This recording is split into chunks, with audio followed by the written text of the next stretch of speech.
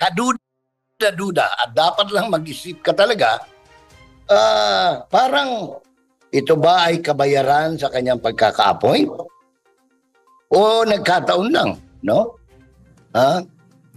Ito bang mamang ito ay sadyang inilagay dyan para nang sa ganon siya ang humawak dyan sa kaso na isinampa ng pulis para pawalang bisa ang Rito Pamparo. What's up mga kababayan, News That Matters here. Dito sa video natin ngayon ay ating pananoorin si Sir Jason sa bali-balita ngayon mga kababayan na ito palang ginagawa ni Torin at mga kasamahan niya sa ahensya o kapulisan isang form ng pamumulitika. Grabe naman yan. Sino kaya ang tinutukoy ni Sir Jason sa patungkol dito mga kababayan? Na nagsalita na rin itong si Senator Bato na hindi niya maintindihan kung bakit itong mga aktibong kapulisan natin sumasakay sa pamumulitika ng taong ito. Na sino kaya ang pinapasaringan ni Sir Jason San? Sina Liza Cuting ba? DLG Abalos? Boying? O baka naman hindi natin kilala mga kababayan. Pero bago ang lahat mga kababayan, huwag niyo po sana kalimutang mag-like at subscribe para updated ka sa mga uploads ko araw-araw. At yun na nga mga kababayan, gagawa ng Senate hearing ngayon itong si Senator Bato sa nangyaring gusot sa KOJC na pinapatawag itong si Tore nang mapakinggan ang kanyang panig patungkol sa mga gawaing illegal na kamukha ng pagtatanim sa loob ng compound. Kung kaya naman hindi ko na patatagalin pa, ito na ang buong video. Yes, partner. Tingin mo itong nangyayari ngayon sa KOJC compound, ito yung nagiging pamantayan ng bawat government agencies mula sa ating kapulisan, security sector, even sa mainstream media, kung sino ang totoo at hindi. Dahil dito nakikita natin na Sir Jay, diba, pati sa ating kapulisan, dito natin nakikilala. Mula sa ating mga government officials, dito rin nagpapakilala kung sino sila. At ngayon sa mainstream media, dito rin sila makikilala kung sino talaga sila. Kung merong isang magandang naidulot ito, lalo na sa mga ordinaryong pulis. Kagabi hanggang kanina madaling araw, nakita ko yung mga pananalita at narinig ko yung mga pananalita ni Sis Nori at saka ni Resident Minister Carlo Catiel na pagtitimpi, pagdarasal at pakiusap sa ating mga pulis. Kanina pagpasok ko rito sa may Emerald Gate ng Kingdom of Jesus Christ, nakahilera pa rin yung mga pulis, But sa aking pananaw sa kanila, sila ay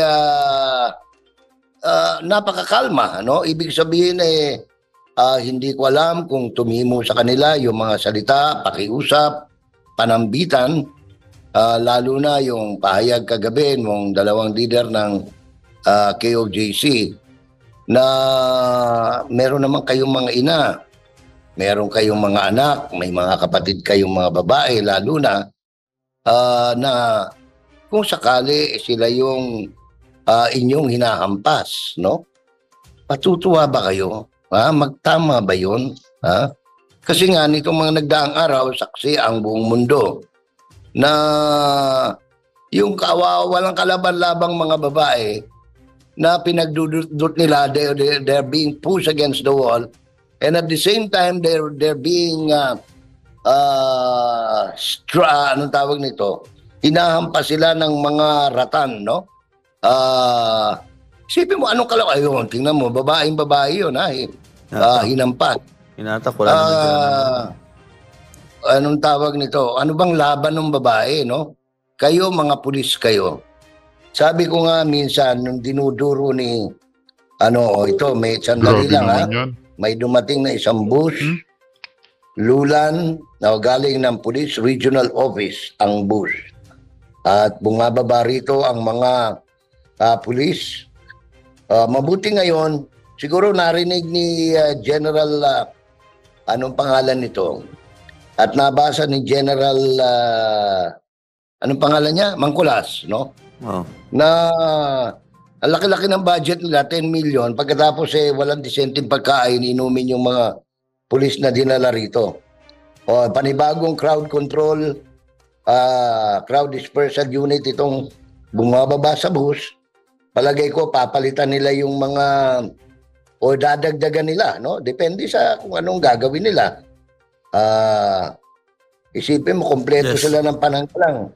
Meron silang vest, merong padding dito, tapos ang kalaban nila, mga babae, na yun ang kanilang inaapi.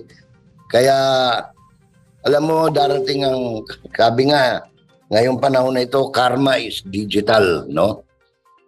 Kaya, yung At saka si Senator Bato rin mismo, no, nagwika, di niya rin maintindihan kung bakit itong mga aktibong pulis ng PNP Davao sumasakay pa sa pamumulitika. Anong klaseng mga kapulisan ngayon ang meron tayo sa bangag na administrasyong ito? Grabe naman yan. Alam naman nating lahat mga kababayan na hindi lahat, no? Pero sana matigil itong klaseng kalakaran sa loob ng ahensya. ginagawa nila, babalik yan 1,000 folds, no?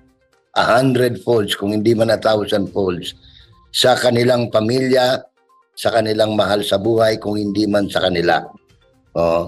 Kasi ang nanay ko, na Katoliko Romano, kandado, sarado, tinapon pa ang sulti. Palagi niya sinasabi sa wikang Kapampangan, "Aru, ustong ingapong Gino, yang mimwake ka, hanggang kasakitan dalanan mo ito." Sabi niya, pag ang Panginoon ay gumawa na ng mga paraan para balikan ka sa iyong kawalangyaan, ay madarama mo ito at ng mga mahal mo sa buhay sa makailang beses at sa mas malupit na kaparaanan na hindi mo pa naranasan sa tanang buhay mo. So, tayo patuloy na nakikiusap sa mga pulis na ito. Nakapag-aral naman sila ng kolehiyo. Hindi mo naman masabing mga walang pinag-aralan at mal-edukado sapagkat sila ay yung bagong requirement ngayon sa PNP, kailangan college graduate ka bago ka maging pulis. At dumaan sila sa mga police basic course. Lamang, siguro ay ito nga matagal ko na sinasabi noon pa. As early as when the law was still a bill, no, pending before Congress by the late Senator Aquilino Pimentel Jr., creating the Philippine National Police with a colotilla that it is civilian in character and national in scope. Sabi ko nga perhaps kung nakikinig si retired General De Leon ng Public Safety College of the Philippines, perhaps you should review, no, your curriculum, your training manual for police officers, no, or for civilian entering the police rank, na ang orientation dapat community, civilian, at saka yung alisin na yung militaristics sa training nila, because it has no place in a decent civilian community, no? Kasi yun ang naging yung sinasabing obey first before you complain. That is for the military, it is not for the police, no? Ang police dapat, anong tawag nito, pag-usapan natin, no? Magkaroon tayo ng may hinahong paliwanagan. Hindi yung darating ka rito, general problem ka, katulad ni Nicolas Torre, na sabi pa niya dun sa abogado ng KOJC, kay Attorney Israelito Torion, sabi pa niya ganon, "This is not the time for argument or debate, no? Whether you like it or not, papasok kami." Yan ang trabaho ng mga animal yan, no? Kaisipan ng mga animal.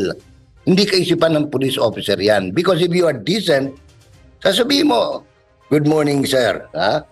"Good morning po. Ako po si General Nicolas Torre III. Napag-utusan po ako ng korte at ang buong pulis, no, na i-serve ang warrant of arrest. Kaya minamarapat po namin sabihin sa inyo para hindi po tayo dumaan ng anumang disgusto o mga pananakit. Mangyari pong bigyan nyo kami ng layang makapasok at arestuhin kung sino man yung aarestuhin. Ito po ang mga alias warrant para sa inyong pagsuri. O, tapos susuruin ng abogado, Sir, naipaliwanag na ho namin, pwede ba makatuloy na kami? Kasi pag hindi nyo kami pinatuloy, sa ilalim po ng aming panuntunan, tutuloy pa rin kami. Kaya para maiwasan natin yung hindi ka nais-nais na pangyayari, ay bigyan nyo po kami ng ingress o access to ingress and egress, no? To the compound of the kingdom of Jesus Christ. Dapat ganun. Pero hindi po eh. Hindi ganyan ang nangyari. Ang ginawa, pinatunog yung illegal na paggamit ng LRAD, no? Kasi nakakabingi po 'yan, no? Nakakasira kahit mga pulis. Masisira ang mga tenga niyan, no? Correct. Kaya ipinagbabawal 'yan as much as possible yung gamit niyan, no? Kaya nasa kwan po 'yan sa mga panuntunan ng batas at ng alituntunin ng United Nations High Commission on Human Rights, no? So, ganyan po ang nangyari, no? Para sa kapakanan, nagre-review lang tayo para sa kabatiran ng mga probably hindi masyadong naunawaan. Bakit ba nagkakagulo dyan sa compound ng Kingdom of Jesus Christ? Yan po ang nangyari sapagkat nga yung asta, no, ang iniasta ni Mr. Torre at ng kanyang mga teroristang pulis, no? Yan na po ang description ngayon ng mga civilian dito sa Davao City. Ang pulis na kasama ni Torre ay mga terorista. Kaya asama, no? I feel bad because I come from a family of police officers, no? Kaya masama man pakinggan pero kailangan tanggapin natin because yan po ang saloobin ng ating mga kababayan ngayon, hindi lamang dito sa Davao kundi practically sa buong Mindanao. I'm sure some of you who are watching this broadcast may feel the same, no? Because you witness or you are witness to how some of these police officers are behaving, no? They're behaving like animals, no? Na hindi dapat.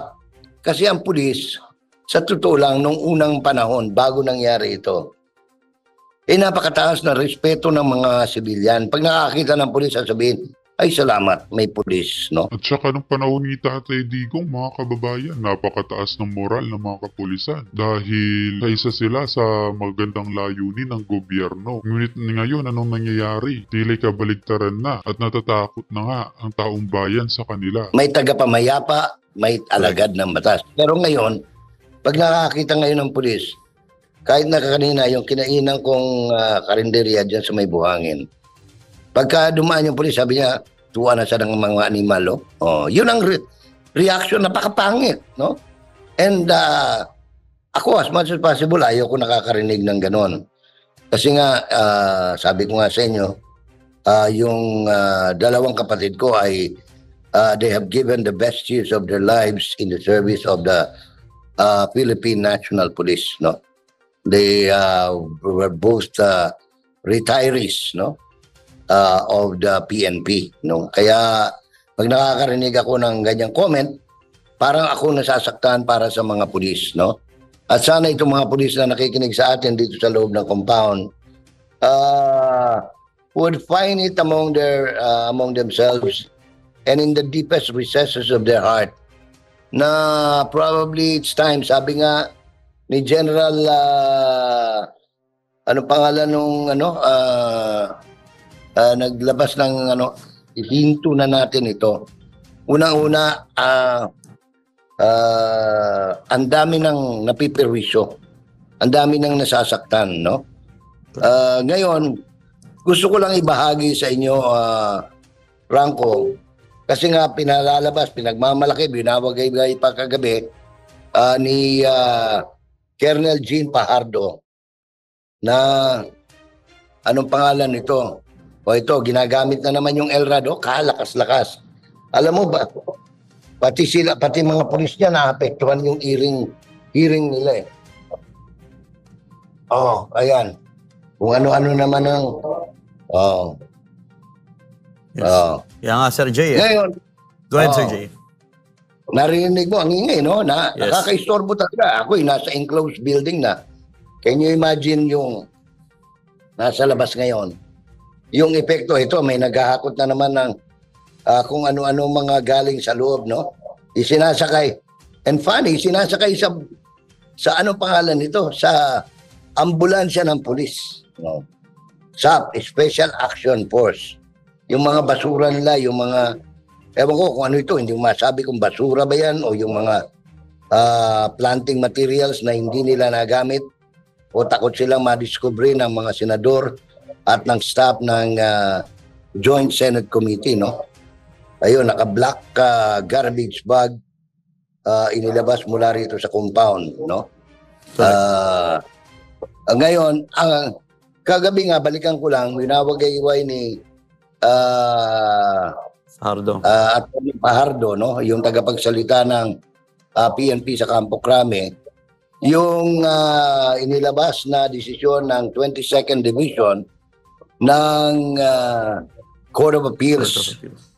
At ito ay matamang pinag-aralan ng law office ni Attorney Mark Tolentino, isa sa mga abogado natin dyan sa SMNI, no? At narito ang kanyang pananaw, no? Legal minds, no? Sabi niya rito, the decision of the Court of Appeals nullifying the temporary protection order by the Regional Trial Court of Davao is a mere technicality decision, no? Technicality decision.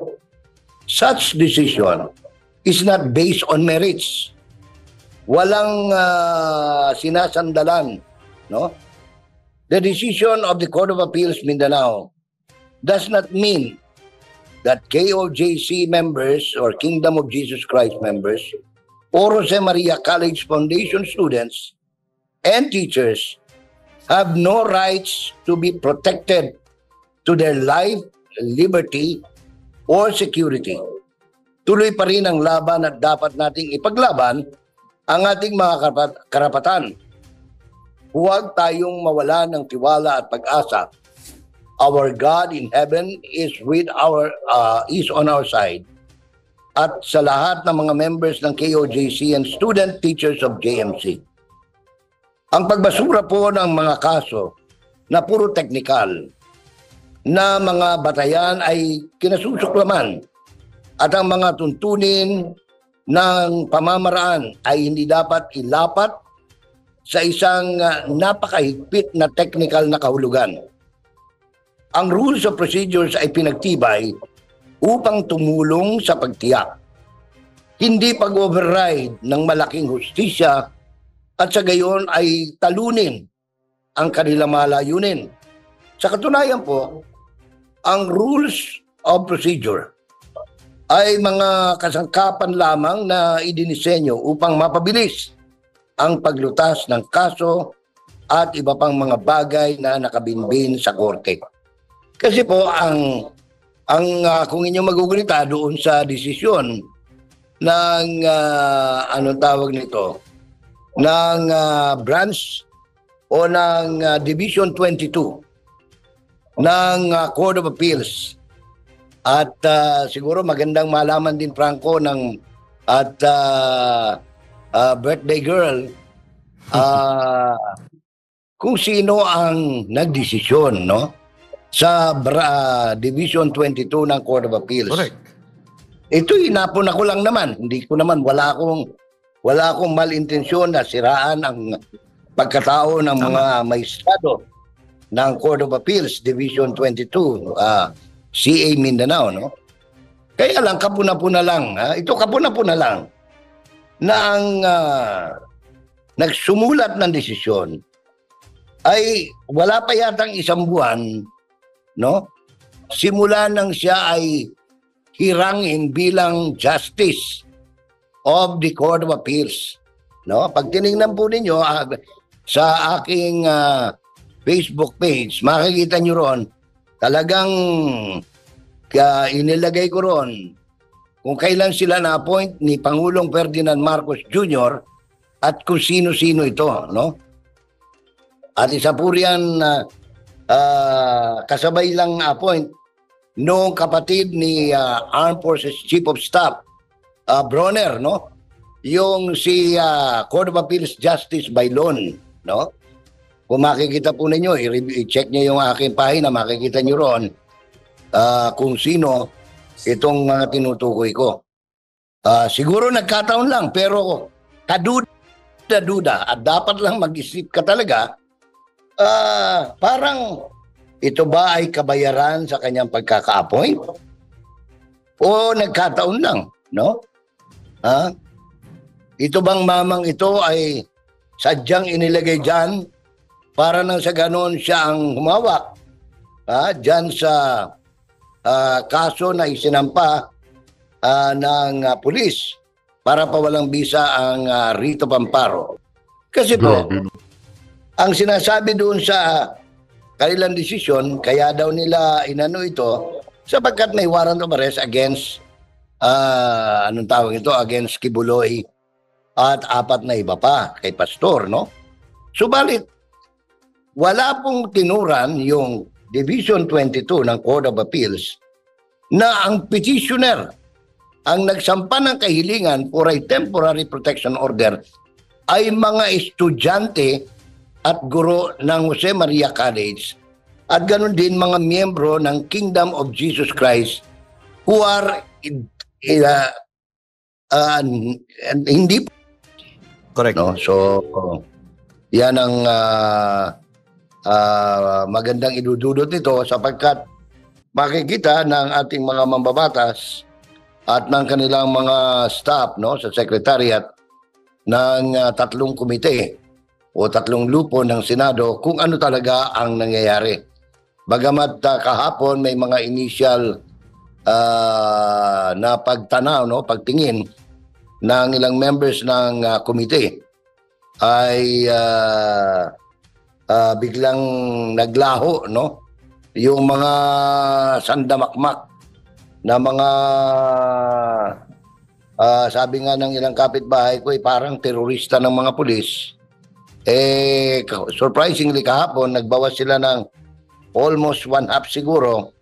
Tapos ngayong umaga pagdating ko rito sa paligid ng compound ay nakita ko yung maraming pulis nandito na sa Bisaya pa na sila sa mga kilid-kilid, no? Kanya nang lingkod lang rin murag mga amaw. Pati yung mga galing ng nakita ko yung mga service vehicles may galing ng Davao del Sur, Davao Occidental, Davao del Norte, Davao de Oro, Davao City at may mga galing pa ng iba't ibang rehiyon, no, na siya nakaparada, pati yung paradahan ng mga sasakyan ng mga miyembro ng Kingdom of Jesus Christ ay okupado na ng mga sasakyan ng mga pulis, no? SUVs, kotse, motorsiklo, service vehicles, mobile patrol at kung ano-ano pang mga sasakyan na sinisilip ko rito mula sa aking kinalalagyan, ano, sa umagang ito ng Friday, Franco. Yes, actually, Sir Jay, yung kanilang mga private vehicles na yan, pati yung kanilang kagamitan sa mga vehicles ng ating kapulisan dyan, ay ginagamit na sa paghahakot ng kanilang umano'y basura na napag-aalaman natin na may mga kasamang lupa. Ngayon, karakara sila, nag-aabol sila, naghahakot sila ng kung ano-ano mula sa basement, sa cathedral, ng kung ano-ano dahil nga sa gagawing ocular inspection. Sir Jay, anong pananaw mo dito? Na kung sakali man, yan na, nasementohan nila kasi may mga nakita tayong mga welding rod at mga welding machine. Kung halimbawa, sakali man, okay, naayos na nila yung video na naipalabas natin na merong hukay sa basement. Anong kayang magiging tingin mo sa kanilang propaganda na gagawin dito? Halimbawa yan na natakpan na. Hindi naman ang ating mga kababayan, no, dito sa Pilipinas at sa labas ng bansa. Ilang ulit na nilang napanood mismo yung sinasabi ni Director Nicolas Torre III na AI daw yung mga Photoshop photographs Oo, Photoshop. Ngayon, lumabas na nga itong mga video mismo na ng naturang paghuhukay. So,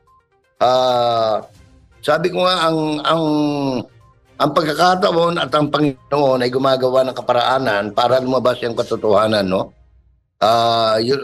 Wala tayong masyado kasing magawa bilang mamamahayag kasi nga tayo sinasagkaan, pinipigilan at sinasaktan pa to a certain point. But let me just take this opportunity na pasalamatan yung Davao, Mindanao-based media, especially yung newspaper na minsan ay naging bahagi ako several years ago, yung Mindanao Times, no? Na talagang inilalabas ang katotohanan. Kaya ako pinagmamalaki noong pa man, nung nasa Maynila pa ako, active pa ako sa mainstream media. I always take pride in telling everybody that I was honed and developed to be a true journalist in Davao, in Mindanao. Dahil dito, bihirang-bihirang pagkakataon na anong tawag nito, hindi na ilalabas yung katotohanan. To a certain degree na dumaan din tayo ng mga pananambang at tangkang pagpatay in the past, no? Pero awa ng Diyos, inalagpasan natin yung mga hamon na yan sa ating pagganap bilang tunay na mamamahayag, no? Correct. Kapareho nitong huli, tayo ay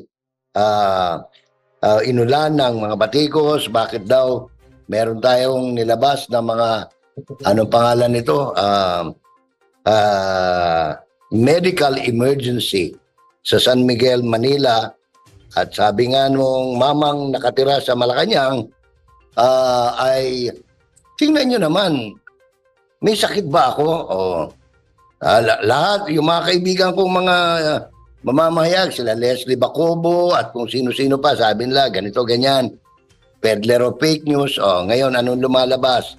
Mga bukol-bukol, mga black eye, yung mga dito sa braso na pinagsaksakan ng kung ano-ano isinaksak nila para mabuhay sandali yung mama. Tapos nawawala siya, ilang 48 hours na, hindi na naman lumalabas. So, ako, I don't mind, no? You can call me many names, ha? Marami dyan kung ano-ano sinasabi nila, yung matandang kalbo na yan, no? Hindi naman natin tinatanggi, talagang wala na tayong buhok, matanda na tayo. Pero, yung pagsasabi ng totoo, parang ano lang yan eh. Kung ayaw, hindi naman ikaw ang pinatutungkulan ko, kung sino man kayong mga loyalista ni Marcos Jr., tayo ay nagsasabi lang ng katotohanan. Tama. Ngayon, kung halimbawa bukas makalawa, ay matigok siya, o di, anong tawag nito, makikiramay tayo sa pamilya niya. Ganun lang. Correct. Pero yung kung ano pang sabihin nila, ganyan talaga. Pag ikaw ay totoong mamamahayag at ang kalaban mo ay mga 2 buwan nang hindi sumusweldo sa Malacanang, no? Talagang uhupakan ka. Ganun lang yun, no? Good morning nga pala sa mga Ensaymada vloggers, sa mga Adobo chroniclers, ha? At yung kung sino-sino pang mga sinasabi ng Pangulong Marcos na troll farm niya. Siya naman mismo nagsabi, marami daw siyang troll farm. So, yung mga, pag nag-comment sa page mo, nakalock yung mga profile, yan, kasama yan sa mga troll. Araw-araw yan, maraming dumadalaw sa mga pahina at sa mga accounts ng mga nagsasabi ng katotohanan. Correct. Franco.